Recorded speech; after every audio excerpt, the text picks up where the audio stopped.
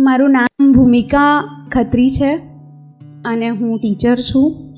નાના બાળકોને ભણાવું છું, પ્રી પ્રાઇમરીની ટીચર છું. અને મારી કવિતાનું શીર્ષક છે ઉડવા માટે પાંખો હતી. વાત એ સમયની છે જ્યારે ઉડવા માટે પાંખો હતી. વાત એ સમયની છે જ્યારે ઉડવા માટે પાંખો હતી. આંખોમાં સપના હતા અને બધાય આપણા હતા. આંખોમાં સપના હતા અને બધાય આપણા હતા. વાત એ સમયની છે જ્યારે ઉડવા માટે પાંખો હતી. સ્નેહ અને લાગણીઓ ભરી આંખો હતી. મિત્રો માટે જોવાતી વાટ હતી. આમ જ નીકળી પડવા હાથમાં પપ્પાના એક્ટિવાની ચાવી હતી. વાત એ દિવસની છે જ્યારે ઉડવા માટે પાંખો હતી. દુનિયાને જીતી લેવાની મનમાં ખુમારી હતી. દુનિયાને જીતી લેવાની મનમાં ખુમારી હતી. દરેક સવાલના તરત જવાબ આપી દેવાની એ બિંદાસ વાત નિરાલી હતી. વાત એ સમયની છે જ્યારે ઉડવા માટે, જોરથી ઉડવા માટે, યસ.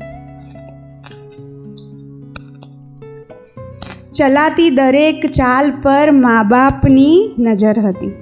ચલાતી દરેક ચાલ પર મા બાપની નજર હતી.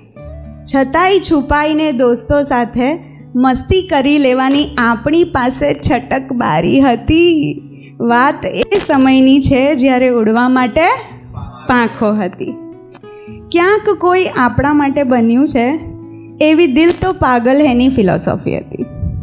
ક્યાંક કોઈ આપણા માટે બન્યું છે એવી દિલ તો પાગલ હેની ફિલોસોફી હતી. હું તો જરાય નહીં ચલાવું એવી મનમાં જીદ હતી. વાત એ સમયની છે જ્યારે ઉડવા માટે પાંખો હતી.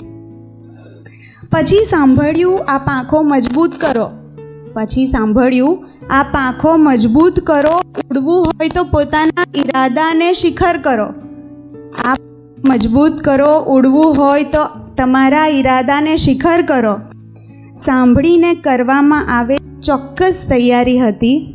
વાત એ સમયની છે જ્યારે ઉડવા માટે પાંખો હતી. ધીમે ધીમે દુનિયાની દોડમાં દોડવા લાગ્યા. ધીમે ધીમે દુનિયાની દોડમાં દોડવા લાગ્યા. એ પાંખો પર ભાર વધારવા લાગ્યા. ધીરે ધીરે ઉડાન નીચે નીચે કરતા ગયા.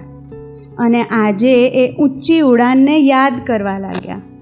અને આજે એ ઊંચી ઉડાનને યાદ કરવા લાગ્યા. પણ આ દોડ પૂરી નથી થઈ. પણ આ દોડ પૂરી નથી થઈ. મારા સપના નથી ખૂટ્યા. ખુમારી હજી એક બંધ છે ને તૈયારી પણ સતત છે. મારી પાંખો ફરી હળવી કરીને આ આસમાને હું ઉડ્યા જ કરીશ. વાત એ સમયની ભલે હતી, હું એને આ સમયમાં પણ જીવીને રહીશ. વાત એ સમયની ભલે હતી, હું એને આ સમયમાં પણ જીવીને રહીશ. Thank you very much.